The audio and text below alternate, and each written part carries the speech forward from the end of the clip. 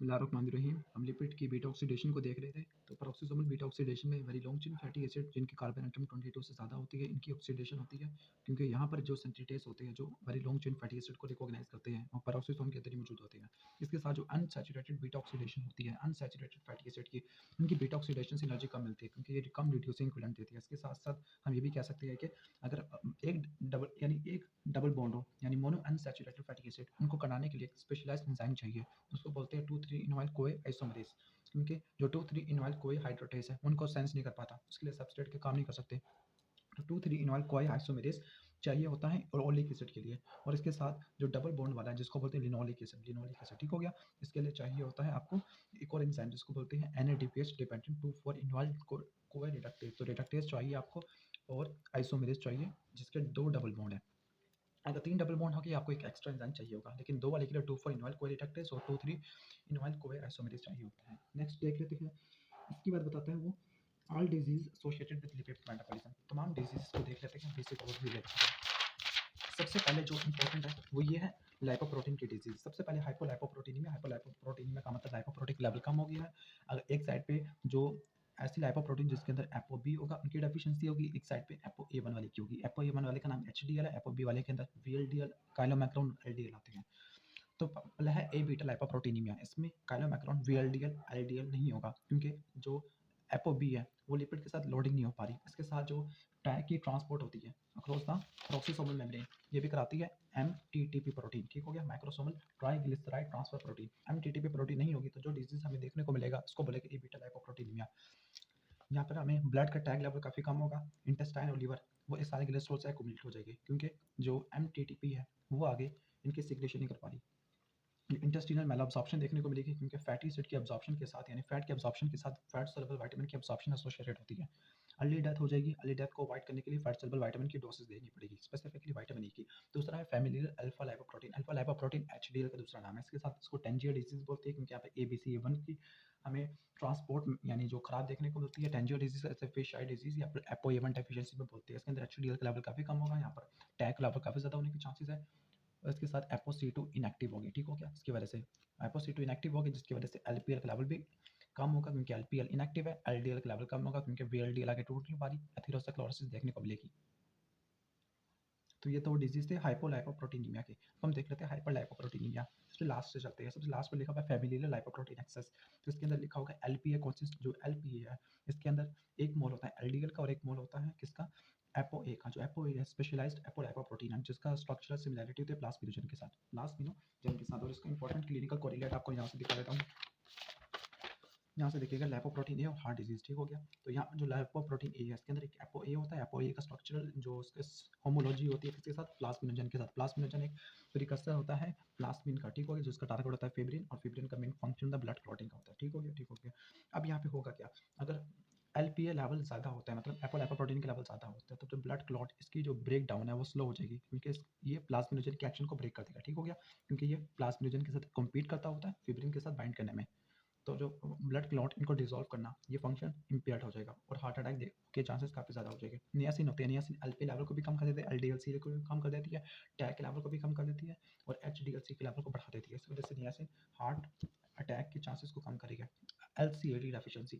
LCAT deficiency और type 3 hyperlipoproteinemia जिसको बोलते हैं broad beta disease, remnant removal disease या फिर फैमिलियल डिसबीटा लाइपोप्रोटीनीमिया। इसमें एपोई में एब्नॉर्मेलिटी देखने को मिलती है।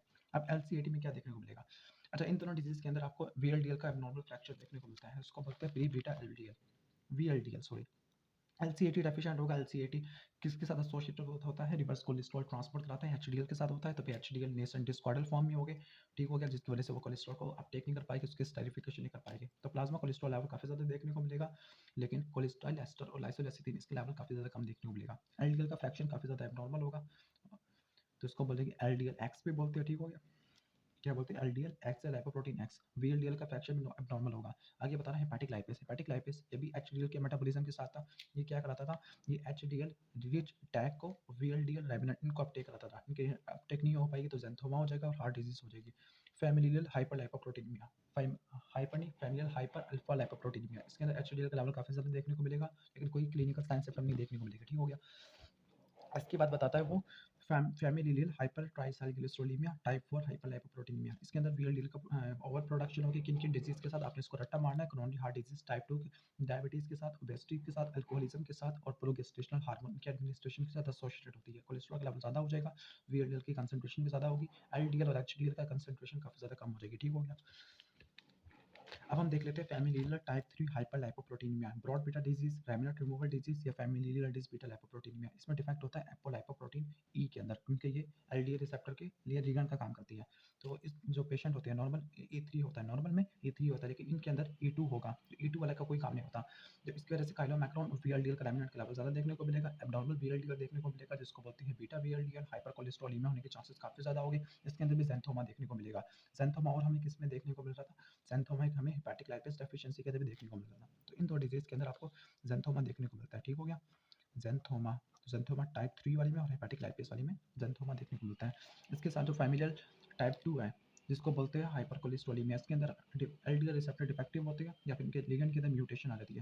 यहाँ पे एलडीएल का लेवल काफ़ी ज़्यादा देखने को मिलता है, हाइपरकोलेस्ट्रोलेमिया हो जाएगा क्योंकि एलडीएल की अपटेक काफ़ी ज़्यादा कम होगी। हाइपरकोलेस्ट्रोलेमिया की वजह से एथेरोस्क्लेरोसिस होने के चांसेस काफ़ी ज़्यादा हो जाएंगे। फैमिलियल लाइपोप्रोटीन लाइपेज डेफिशिएंसी, यहाँ पे आपको टैग का लेवल काफ़ी ज़्यादा देखने को मिलेगा क्योंकि लाइपोप्रोटीन लाइपेज इनका डिग्रेडेशन कराती होती है। इसकी वजह से एलडीएल और एचडीएल इसकी क्लियरेंस काफ़ी, यानी काइलोमैक्रोन और वीएलडीएल की क्लियरेंस काफ़ी स्लो देखने को मिलेगी। जब इनकी क्लियरेंस स्लो होगा तो फिर एलडीएल और एचडीएल के बनने के चांसेस भी काफ़ी ज़्यादा कम होंगे, लेकिन यहाँ पे कोई रिस्क नहीं होता एथेरोस्क्लेरोसिस का। इसके साथ कौन कौन सी ड्रग्स है जो कोलेस्ट्रॉल के लेवल को कम कर देती है, स्टैटिन है। स्टैटिन किस तरह काम करता है, चमड़ी को रिडक्टेज को इनहिबिट कर देती है, जिसकी वजह से एलडीएल रिसेप्टर की एक्टिविटी ज़्यादा हो जाएगी। जो एजिटिमाइब है कोलेस्ट्रॉल की ब्लड कोलेस्ट्रॉल लेवल की एब्जॉर्प्शन को ब्लॉक कर देती है। कैसे ब्लॉक करती है, निमैनपेक्सिल लाइक प्रोटीन को इनहिबिट करके, क्लोफिब्रिएट, चैम्फिब्रोसिल और निकोटिनिक एसिड यानी नियासिन, ये प्लाज्मा टैग को कम कर रही है। कैसे कम कर रही है, सिक्रेशन को बढ़ा रही है और कोलेस्ट्रॉल कंटेनिंग वीएलडीएल इनकी सिक्रेशन को ब्लॉक कर रही है, सॉरी बढ़ा रही है, कम कर रही है, जिसकी वजह से प्लाज्मा टैग काफ़ी ज़्यादा कम हो जाएगा। इसके साथ जो प्रोटीन कन्वर्टेज सब टिलिसिन काइनेक्सिन टाइप 9 इनके इनहिबिटर अगर यूज़ करते हैं तो फिर जो एलडीएल रिसेप्टर है इसकी डाउन रेगुलेशन भी कम हो जाएगी। ठीक हो गया। तो फिर रिसेप्टर ज़्यादा एलडीएल की अपटेक रहेगी। कोलेस्ट्रॉल अगे sorry lifestyle affect the serum cholesterol level के कौन कौन से फैक्टर्स कोलेस्ट्रॉल लेवल को बढ़ा देते हैं, हाइपर कोलेस्ट्रॉलेमिया काज करती है, मतलब कोलेस्ट्रॉल 200 मिलीग्राम पर डेसीलीटर से ज़्यादा होगा। Blood pressure, smoking, male gender और इसके अंदर स्पेसिफिकली एब्डोमिनल ओबेसिटी होती है, एक्सरसाइज ना होना या फिर drinking soft water, emotional stress या कॉफ़ी ड्रिंकिंग, ये भी चांसेस को बढ़ा देती है। इसके साथ जो पोस्ट मेनोपॉजल वुमेन है जिसके अंदर एस्ट्रोजन की डेफिशिएंसी होगी, उनके अंदर भी हाइपर कोलेस्ट्रॉल देखने को मिलता है। इसके साथ जो अल्कोहल की कंजप्शन होती है, अल्कोहल की कंजप्शन एचडीएल को बढ़ाती है, जिसकी वजह से कोलेस्ट्रॉल लेवल काफ़ी ज़्यादा कम हो जाएगा। क्यों बढ़ाते हैं, क्योंकि जो अल्कोहल है वो एपोइवन की सिंथेसिस को बढ़ा देती है, उसके साथ साथ वो कोलेस्ट्रॉल एस्टर ट्रांसफर प्रोटीन की एक्टिविटी को भी बढ़ा देती है, जिसकी वजह से एचडीएल का फंक्शन यानी रिवर्स कोलेस्ट्रॉल ट्रांसपोर्ट मैकेनिज्म ज़्यादा अच्छा हो जाता है। इसके साथ जो रेड वाइन है, रेड वाइन में एंटीऑक्सीडेंट न्यूट्रिएंट्स होते हैं जो प्लाज्मा एलडीएल लेवल को कम कर देते हैं और एचडीएल को बढ़ा देते हैं। टैग की कंसंट्रेशन भी कम हो जाती है क्योंकि इंसुलिन की सेंसिटिविटी ज़्यादा हो जाती है। अब ये भी हो गया। इसके साथ साथ जो सीरम कोलेस्ट्रॉल लेवल है वो किन किन कंडीशन के अंदर ज़्यादा हमें देखने को मिलता है। ठीक हो गया। तो जो एलिवेटेड प्लाज्मा कोलेस्ट्रॉल लेवल मैंने आपको बताया था 200 मिलीग्राम पर डेसीलीटर, या फिर मिलीमोल में देखा जाए तो फिर 5.2 मिलीमोल पर लीटर, तो इतना आपको आना चाहिए 5.2 मिलीमोल पर लीटर। यह एथेरोस्क्लेरोसिस काज करता है। तो कहते हैं कि जो कोलेस्ट्रॉल के साथ टैग ये भी एथेरोस्क्लेरोसिस पास करवाता है। तो फिर ऐसे डिजीज जिसके अंदर टैग और कोलेस्ट्रॉल का लेवल ज़्यादा होगा तो वो क्रोनिक हार्ट डिजीज कॉज करेंगे। कैसे, अगर वीएलडीएल का लेवल ज़्यादा होता है, आईडीएल का लेवल ज़्यादा होता है, काइलोमैक्रोन डोमिनेंट का या फिर एलडीएल का, किन किन डिजीज के अंदर, डायबिटीज मेलिटस के अंदर, लिपिड नेफ्रोसिस के अंदर, नेफ्रोटिक सिंड्रोम के अंदर, हाइपोथायरॉयडिज्म के अंदर और हाइपरलिपिडीमिया, इस कंडीशन के अंदर हमें ज़्यादा देखने को मिलता है। और इसकी वजह से एथेरोस्क्लेरोसिस होने के चांसेस भी काफ़ी ज़्यादा होगी। एलडीएल एचडीएल की इन्वर्स फार्मूला होता है, मतलब अगर एचडीएल ज़्यादा है तो फिर एथेरोस्क्लेरोसिस होने के चांसेस काफ़ी ज़्यादा कम हो जाते हैं। और डिजीज़ कौन कौन से हैं यहाँ पर देख लेते हैं। यहाँ पर मैंने एक स्केच बनाया है नॉन अल्कोहलिक फैटी लिवर का। फैटी लिवर दो तरह का हो सकता है, अल्कोहलिक और नॉन अल्कोहलिक। तो पहले हम अल्कोहलिक वाला देख लेते हैं। अल्कोहलिक का मतलब एथेनॉल होगा। एथेनॉल क्या करेगी, एथेनॉल जब ऑक्सीडेशन करती है तो फिर एनएडीएच की क्वांटिटी को बढ़ा देती है। एनएडीएच क्या करेगी, एनएडीएच ऑक्सैलोसिलेट को मैलेट के अंदर कन्वर्ट करा देगी, पायरुवेट को लैक्टेट के अंदर कन्वर्ट करा देगी, फैटी एसिड की बीटा ऑक्सीडेशन को ब्लॉक कर देगी और दूसरी तरफ ग्लिसरॉल थी फॉस्फेट इसकी प्रोडक्शन को बढ़ा देगी डाइहाइड्रोक्सीसिनोन फॉस्फेट से। तो यहाँ पर मैलेट क्या हो गया, मैलेट यानी ऑक्सैलोसिलेट की डेफिशिएंसी होगी, हाइपोग्लाइसीमिया हो जाएगा क्योंकि ग्लूकोनियोजेनेसिस का आपने सबस्ट्रेट खत्म कर दिया। दूसरी तरफ पायरुवेट लैक्टेट की तरफ चला गया, लैक्टेट की प्रोडक्शन होगी, यूरेट के लिए थ्रेशोल्ड बढ़ जाएगा, हाइपरयूरिसीमिया हो जाएगा। दूसरी तरफ लास्ट में बीटा ऑक्सीडेशन कम होगी तो फिर फ्री फैटी एसिड का लेवल ज़्यादा हो जाएगा। दूसरी तरफ ग्लिसरॉल थ्री फॉस्फेट इसके लेवल पे ज़्यादा हो गया तो फिर इनकी स्टेरिफिकेशन होगी। स्टेरिफिकेशन से ही असल में क्या होगा, टैग के लेवल काफ़ी ज़्यादा हो जाएगा। अगर टैग की सिक्रीशन नहीं हो पाती तो फिर फैटी लिवर देखने को मिलेगा। जबकि नॉन अल्कोहलिक फैटी लिवर यानी यहाँ पे अल्कोहल इन्वॉल्व नहीं है, इसके क्या-क्या मैकेनिज्म है। नंबर 1 कि अगर plasma free fatty acid level ज़्यादा हो जाता है, तो प्लाज्मा फ्री फैटी एसिड का लेवल ज़्यादा कैसे हो सकता है? मोबिलाइजेशन ज़्यादा हो रही है या फिर जो लाइपोप्रोटीन, ऐसी लाइपोप्रोटीन जिसके अंदर टैग होता है, स्पेसिफिकली काइनोमैक्रोन और वीएलडीएल, इनकी हाइड्रोलिसिस हो रही है। कौन करा रहा है? Lipoprotein lipase. किन-किन कंडीशन के अंदर देखने को मिलता है? स्टार्वेशन के अंदर, हाई फैट ओबेसिटी के अंदर, एब्डोमिनल हाई फैट ओबेसिटी नहीं, हाई फैट डाइटिंग है, तो ज़्यादा फैट लेते हैं डाइट के अंदर, स्टार्वेशन है, या डायबिटीज मेलिटस स्पेसिफिकली टाइप 2 वाली में हमें देखने को मिलता है ट्विन लैम्प डिजीज और कीटोसिस इन द कैटल। तो कीटोसिस ये वही डिजीज है जो जो क्या करवा रही है? कीटोसिडोसिस भी करवा रही है। इसके साथ essential fatty acid, linoleic acid की डेफिशिएंसी या फिर रिडॉक्सन की यानी विटामिन बी6 की डेफिशिएंसी, पैंटोथेनिक एसिड इसकी डेफिशिएंसी होती है।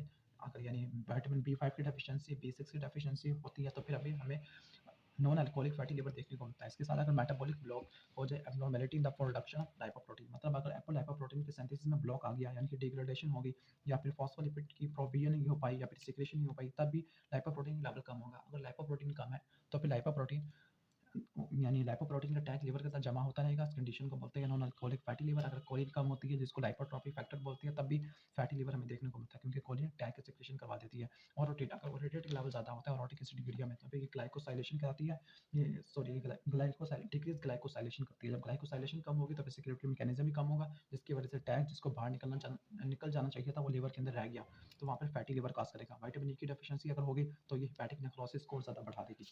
और कौन से डिजीज़ हैं? एक डिजीज है जिसको बोलते हैं कार्बोहाइड्रेट एक्सेस सिंड्रोम, क्योंकि अगर जो एडिपोज टिश्यू है इसके अंदर लाइपोजेनेसिस ना होने के बराबर होती है। क्यों नहीं होती? क्योंकि एटीपी ये नहीं होता है और इसके साथ साथ जो लाइपोजेनिक एंजाइम होता है glucose 6 phosphatase glucose 6 phosphate dehydrogenase हो गया, मैलिक एंजाइम, इनके अडॉप्टिव इंक्रीज नहीं होती, जिसकी वजह से कार्बोहाइड्रेट एक्सेस सिंड्रोम देखने को मिलता है। और हम देख लेते हैं और कौन सी डिजीज है। ये तो बहुत सारी डिजीज है स्पिंजोलिपिडोसिस वाली। तो स्पिंडोलिपिडोसिस वाली डिजीज़ को देख लेते हैं। टेसा डिजीज़ में हेक्सोसाइनाइडेज डेफिशिएंट होगा। फैब्री डिजीज़ के अंदर अल्फा गैलेक्टोसिडेस होगा और ये फैक्स से रट्टा मारा हुआ यानी एक्सीडेंट रिसेसिव है। जबकि मेटाक्रोमेटिक ल्यूकोडिस्ट्रोफी में सल्फेटेज है। क्रैम्प डिजीज़ के अंदर बीटा गैलेक्टोसिडेस, गाउचर डिजीज़ में बीटा ग्लूकोसिडेस, नीमैटिक डिजीज़ में स्पिंजोमाइलिनस और फार्मा डिजीज़ के अंदर सिनामिडेज डेफिशिएंट होता है। और कौन से डिजीज़ हो गए, इन डिजीज़ को छोड़ देते हैं। इसके बाद ये वाले डिजीज़ को देख लेते हैं। ज़ेल्विगा सिंड्रोम जिसको बोलते हैं सेरेब्रो-हेपेटोरेनल सिंड्रोम, जिसके अंदर हमें very long chain fatty acid की बीटा ऑक्सीडेशन इंटरप्ट होती है, स्पेसिफिकली पैरोक्सिसम के अंदर। तो पैरोक्सिसम के अंदर C26 से लेकर C38 कार्बन एटम वाले फैटी एसिड जमा होना शुरू हो जाएगा, जिसकी वजह से पैरोक्सिसमल फंक्शन खत्म हो जाएगा और न्यूरोलॉजिकल साइन सिम्पटम देखने को मिलेंगे। रप्सन डिजीज में फाइटोनाइल कोए हाइड्रोक्सिलेज एंजाइम डेफिशिएंट होता है, जिसकी वजह से फाइटेनिक एसिड की एक्युमुलेशन होना शुरू हो जाती है। फाइटेनिक एसिड डेयरी प्रोडक्ट में होता है, रुमिनेंट फैट और मीट के अंदर होता है। फाइटेनिक एसिड क्या करेगा? ये मेम्ब्रेन फंक्शन को डिस्टर्ब कर देगा, स्पेसिफिकली प्रोटीन पीलिनाइलेशन को और जीन एक्सप्रेशन को कम कर देगा। इसके साथ हम आगे देख लेते हैं जमैकन वोमिटिंग सिकनेस, क्या अनराइप के कच्चा पपीता खा लिया यानी unripe fruit of ackee tree, जिसके अंदर हाइपोग्लोसिन टॉक्सिन था, उसने क्या करते हैं मीडियम और शॉर्ट चेन असाइल को डिहाइड्रोजिनेस को इनहिबिट कर दिया, बीटा ऑक्सीडेशन हुई और इसमें हमें आपको क्या देखने को मिलता है? यहाँ पे आपको ओमेगा ऑक्सीडेशन देखने को मिलती है, जिसके नतीजे में डाइकार्बोक्सिलिक एसिड प्रोड्यूस होते हैं। इसके बाद जो बीटा ऑक्सीडेशन के जो एंजाइम में डिफेक्ट आ जाए तो फिर नॉन कीटोटिक हाइपरग्लाइसीमिया होगा। नॉन कीटोटिक का मतलब यहाँ पे कीटोन बॉडी नहीं बनेगी, क्योंकि एसिटाइल कोई नहीं होगा, कोमा हो जाएगा और फैटी लिवर हो जाएगा। इसके साथ अगर डिफेक्ट होता है शॉर्ट और लॉन्ग चेन फैटी एसिड वाला, स्पेसिफिकली जो अगर 3 कीटो एसाइल कोए सिंथेस और लाइस डेफिशिएंसी, ये ल्यूसीन की डिग्रेडेशन को अफेक्ट करती है। ल्यूसीन और लाइसिन ये कीटोजेनिक अमीनो एसिड है। तो कौन सा हमने रट्टा माना है? थायोलेज को, 3 कीटो एसाइल थायोलेज को और एचएमजी कोए लाइस को। एचएमजी कोए लाइस डेफिशिएंसी, तो ये डिग्रेडेशन को अफेक्ट करती है किसके? ल्यूसीन के। इनके ये ल्यूसीन के मेटाबॉलिज्म के अंदर भी इन्वॉल्व होती है और ल्यूसीन एक कीटोजेनिक अमीनो एसिड है। कीटोजेनिक का मतलब ये फैट बनाएगा। बाकी कार्निटीन की डेफिशिएंसी पहले कवर कर चुके हैं। कार्निटीन वाली 1 वाली जो लिवर को अफेक्ट करती है, 2 वाली स्केलेटल मसल को अफेक्ट करती है और लिवर को भी करती होती है। जो सल्फोनाइल यूरिया ड्रग है ग्लाइबोराइड, इसमें और टोलबुटामाइड, ये टाइप 2 डायबिटीज में इस्तेमाल होती है। इसमें फैटी एसिड की बीटा ऑक्सीडेशन को कम कर देती है। ठीक हो गया। और ये हो जाएगा और ये हाइपरग्लाइसीमिया भी काज कर देगी, क्योंकि कैसे CPT1 को इनहिबिट करते हुए। ठीक हो गया, कार्निटीन पालमेटॉइड ट्रांसफरेज 1 को, जिसकी वजह से हाइपरग्लाइसीमिया में देखने को मिलता है। ठीक हो गया, हाइपरग्लाइसीमिया को भी इनहिबिट कर देगी। अब हम लास्ट में देख लेते हैं carnitine deficiency. Carnitine deficiency newborn में होती है, स्पेसिफिकली प्यूटरम में होती है, जहाँ पर अगर बायोसिंथेसिस नहीं हो पा रही या फिर रीनल लीकेज होगी। बायोसिंथेसिस होती है मेथिओनिन से और लाइसिन से होती है। इसके साथ हमें लॉस हमें हीमोडायलिसिस में भी देखने को मिलती है। सिम्पटम क्या होगी? हाइपोग्लाइसीमिया होगा। हाइपोग्लाइसीमिया क्यों होगा? क्योंकि जो फैटी एसिड की बीटा ऑक्सीडेशन वो इम्पेयर्ड होगी, तो फिर ग्लूकोज वे कंजप्शन ज़्यादा हो जाएगी, लिपिड की एक्युमुलेशन भी होना शुरू हो जाएगी और मस्कुलर वीकनेस भी देखने को मिलेगी। तो ये सारे डिजीज थे लिपिड मेटाबॉलिज्म के। अब हम आगे स्टार्ट करते हैं। यहाँ पे बताया हुआ है formation of cholesterol and it's regulation. ये पहले प्रीवियस वीडियो में डिस्क्राइब कर चुके हैं, आई थिंक इतना काफ़ी है इसका। अब हम आगे देख लेते हैं कार्बोहाइड्रेट के मेटाबॉलिज्म को। तो कार्बोहाइड्रेट के मेटाबॉलिज्म में सबसे पहले बता रहा है रेगुलेशन ऑफ ग्लाइकोलाइसिस। तो ग्लाइकोलाइसिस की रेगुलेशन को देख लेते हैं।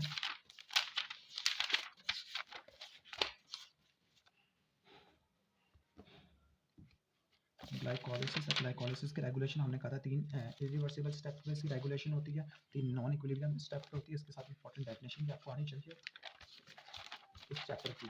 तो वो क्या इंपॉर्टेंट डेफिनेशन है, flux generating reaction. Flux generating reaction ये सबसे पहला रिएक्शन होता है पाथवे का, जो कि सैचुरेटेड होता है सबस्ट्रेट के साथ, उसे डिफाइन कर सकते हैं। नॉन इक्विलिब्रियम इरिवर्सिबल रिएक्शन, जिसके अंदर जो एंजाइम की केएम वैल्यू होती है वो कम होती है सबस्ट्रेट की कंसंट्रेशन से, ठीक हो गया। तो केएम किससे कम होना चाहिए, सबस्ट्रेट की कंसंट्रेशन से। जैसे कैसे यहाँ पर एग्जांपल देगा हेक्सोकाइनेस। हेक्सोकाइनेस सबसे पहले स्टेप को कैटालाइज करता है ग्लाइकोलाइसिस की। यहाँ पे जो केएम होती है वो 0.05 होती है, जबकि जो ग्लूकोकाइनेसिस की केएम होती है 10 मिलीमोल पर लीटर। आपको उनकी केएम वैल्यू आनी चाहिए, और जबकि ग्लूकोज की कंसंट्रेशन 3 to 5 है। और चूंकि हमने बताया था डेफिनेशन कि नॉन इक्विलिब्रियम रिएक्शन जिसके अंदर केएम की वैल्यू कम होनी चाहिए सबस्ट्रेट की कंसंट्रेशन से, तो यहाँ पे जो केएम है 0.05, जबकि सबस्ट्रेट की कंसंट्रेशन 3 से 5 मिलीमोल देखने को मिल रही है। तो ये तो हो गया फ्लक्स जनरेटिंग रिएक्शन का। अब यहाँ पे इंपॉर्टेंट साइकिल्स बताई गई है, glucose lactic cycle, glucose lactate cycle जिसको कॉरी साइकिल बोलते हैं, ग्लूकोज एलानिन साइकिल, और रैपोर्ट ल्यूबेरिन पाथवे।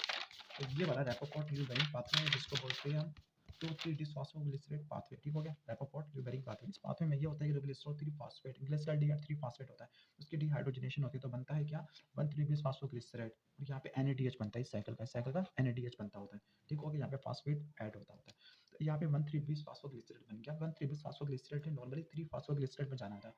एंजाइम था काइनेस, ठीक हो गया। ये वाला काइनेस है जो इरिवर्सिबल होता है, ठीक हो गया। तो इरिवर्सिबल काइनेस से जाना था इसने 3 फास्फोग्लिसरेट के पास, लेकिन अगर 1,3-bis फास्फोग्लिसरेट इसके अगर आइसोमराइजेशन हो, आइसोमराइजेशन इस तरह से होगी कि हमने कार्बन एटम की पोजीशन को चेंज करना होगा। ऐसे एंजाइम जो कार्बन एटम की पोजीशन को चेंज करते हैं उसको बोलते हैं म्यूटेज। तो 1,3-bis फास्फोग्लिसरेट म्यूटेज यूज करे तो बनता है 2,3-bis phosphoglycerate. 2,3-bis phosphoglycerate haemoglobin के साथ बाइंड करता होता है, इसकी एफिनिटी को कम कर देता है ऑक्सीजन के लिए, जिसकी वजह से हीमोग्लोबिन में से ऑक्सीजन की लिबरेशन ज़्यादा होती है, ठीक हो गया। तो ये तो हो गया 2,3-bis फास्फोग्लिसरेट। और 2,3-bis फास्फोग्लिसरेट आगे फॉस्फेटेज यूज करेगा जो उसकी फॉस्फोरिलेशन कर देगा, जिसकी वजह से 3 फास्फोग्लिसरेट बनेगा। इस रैपोर्ट ल्यूबेरिन पाथवे में कोई एटीपी नहीं बनता, कोई एटीपी नहीं बनता। इसका मतलब नेट एटीपी फॉर्मेशन आरबीसी में 0 हो जाती है इस पाथवे को यूज करते हुए। लेकिन अगर पाथवे का यूज नहीं करते तो फिर नेट एटीपी 2 होती है, ठीक हो गया। तो यहाँ पर एटीपी को बाईपास कर दिया जाता है। अब हम आगे देख लेते हैं ग्लूकोज एलानिन साइकिल बताया है, ग्लूकोज एलानिन साइकिल। तो अपन ग्लूकोज एलानिन साइकिल को देख लेते हैं। Glucose lactate cycle, glucose lactate cycle या लैक्टिक एसिड साइकिल इसको बोलते हैं कॉरी साइकिल। इसमें होगा क्या कि मसल लैक्टेट प्रोड्यूस करेगा। लैक्टेट कैसे प्रोड्यूस करेगा, एनारोबिक ग्लाइकोलाइसिस से, मतलब ग्लूकोज पायरुवेट, पायरुवेट लैक्टेट में कन्वर्ट हो जाएगा। वो लैक्टेट ब्लड से होता हुआ लिवर में पायरुवेट में कन्वर्ट हो गया। पायरुवेट के फिर आगे क्या हुई, ग्लूकोनियोजेनेसिस हुई। ग्लूकोनियोजेनेसिस के 3 इंपॉर्टेंट एंजाइम जिसको आप रेगुलेट कर सकते हैं, उनके नाम आप रट्टा मान लीजिएगा। पायरुवेट कार्बोक्सिलेज, फॉस्फोइनोल पायरुवेट कार्बोक्सीकाइनेज और ग्लूकोज फास्फेटेज। इसको आपने रट्टा मारना है। 3 इंपॉर्टेंट एंजाइम है, पायरुवेट कार्बोक्सिलेज, फॉस्फोइनोल पायरुवेट कार्बोक्सीकाइनेज और ग्लूकोज फास्फेटेज। इनको यूज करते हुए पायरुवेट कन्वर्ट हो जाएगा ग्लूकोज के अंदर, फिर ग्लूकोज को रिलीज करवा देगा लीवर, क्योंकि लीवर के पास ग्लूकोज फास्फेटेज होता है, मसल के पास ग्लूकोज फास्फेटेज नहीं होता। तो ये लीवर के अंदर रिलीज करवा दिया, लीवर ने ब्लड के अंदर रिलीज करा दिया, वो ग्लूकोज वापस चला गया मसल के अंदर, वहाँ पे लैक्टेट में कन्वर्ट हो जाएगा। साइकिल को बोलते हैं ग्लूकोज लैक्टिक साइकिल या फिर कोरी साइकिल। जब एक और साइकिल होती है उसको बोलते हैं ग्लूकोज एलानिन साइकिल। जो पायरुवेट था, पायरुवेट जो मसल प्रोटीन की कैटाबॉलिज्म के नतीजे में जो अमाइनो ग्रुप प्रोड्यूस हुआ होगा उसके साथ रिएक्शन करके बना देगा एलानिन। एलानिन ब्लड के अंदर गया और ब्लड से होता हुआ कहाँ पे चला गया, लीवर के पास, वहाँ पे ट्रांसअमाइनेशन हुई। इसका अमाइनो ग्रुप तो यूरिया के अंदर कन्वर्ट हो जाएगा यूरिया साइकिल के जरिए, लेकिन इसका ट्रांसअमाइनेशन से पायरुवेट प्रोड्यूस हो गया, पायरुवेट आगे ग्लूकोज बना लेगा ग्लूकोनियोजेनेसिस के जरिए, ठीक हो गया। अब हम यानी 3 साइकिल्स आपको मैंने बता दिए। कहते हैं side effect of high fructose intake और beneficial effect of fructose in seminal vesicle और फ्रुक्टोज इंटॉलरेंस। अब यहाँ पे फ्रुक्टोज मेटाबॉलिज्म का बता रहा हूँ, तो फ्रुक्टोज मेटाबॉलिज्म बहुत इंपॉर्टेंट है। अब यहाँ पे एग्जाम में जो क्वेश्चन आता है कि फ्रुक्टोज के ज़्यादा इनटेक की वजह से क्या होता है कि जो हाइपर ट्राइसाइक्लिसोलीमिया यानी टैग का लेवल काफ़ी ज़्यादा होता है और इसके साथ कोलेस्ट्रॉल लेवल भी ज़्यादा हो जाता है। तो क्यों, पहले हम इसकी थ्योरी से देख लेते हैं। यहाँ पे लीवर के अंदर जो फ्रुक्टोज होता है, फ्रुक्टोज वो फैटी एसिड की और टैग की सिंथेसिस दोनों को बढ़ा देगा, जिसकी वजह से टैग का लेवल काफ़ी ज़्यादा हो जाएगा प्लाज्मा में, और इस VLDL के सिक्रेशन भी हो जाएगा, जिसकी वजह से टैग का लेवल यानी टैग का लेवल अगर प्लाज्मा में बढ़ाना है तो फिर फैटी एसिड की सिंथेसिस बढ़ा दे, टैग की सिंथेसिस बढ़ा दे और उसके सिक्रेशन बढ़ा दे प्लाज्मा के अंदर, तो फिर टैग का लेवल काफ़ी ज़्यादा हो जाएगा। दूसरी तरफ यहाँ पे लिखा हुआ है कि LDL कोलेस्ट्रॉल का लेवल भी ज़्यादा होता है, जिसकी वजह से एथेरोस्क्लेरोसिस होने के चांसेस ज़्यादा है। अब इसका रीज़न क्या है, इसका रीज़न ये बता रहा है कि जो फ्रुक्टोज एंटर होता है ग्लाइकोलाइसिस में, तो एंजाइम होगा फ्रुक्टोकाइनेज। यहाँ पे बताया हुआ एंजाइम फ्रुक्टोकाइनेज। दो मैकेनिज्म है, एक होता है हेक्सोकाइनेस। हेक्सोकाइनेस ने नंबर 6 यानी कार्बन नंबर 6 पर फॉस्फोराइलेशन करानी है, तो हेक्सोकाइनेस से प्रोड्यूस होता है फ्रुक्टोज 6 फॉस्फेट। लेकिन जो फ्रुक्टोकाइनेस से प्रोड्यूस होता है फ्रुक्टोज 1 फॉस्फेट। फ्रुक्टोकाइनेस अगर डेफिशिएंट हो जाए तो इस कंडीशन को बोलते हैं क्या बोलते हैं, एसेंशियल फ्रुक्टोसूरिया। क्या बोलते हैं उसको? एसेंशियल फ्रुक्टोसूरिया। मैं पहले इसको निकाल दूं वहां से। तो एसेंशियल फ्रुक्टोज यूरिया किसकी वजह से होगा? फ्रुक्टोकाइनेस की डेफिशिएंसी होने की वजह से होगा, जबकि फ्रुक्टोज 1 फॉस्फेट इसने कन्वर्ट होना होगा ग्लिसरॉल्डिहाइड डाइहाइड्रोक्सी 1 फॉस्फेट में, यानी इसने ग्लाइकोलाइसिस के अंदर एंटर होना है, तो फिर एंजाइम होगा एल्डोलेस बी होगा। कौन सा होगा? Aldolase B. बाकी aldolase A B C normal glycolysis के अंदर पार्टिसिपेट करते हैं, तो इसने एंटर होना किसमें?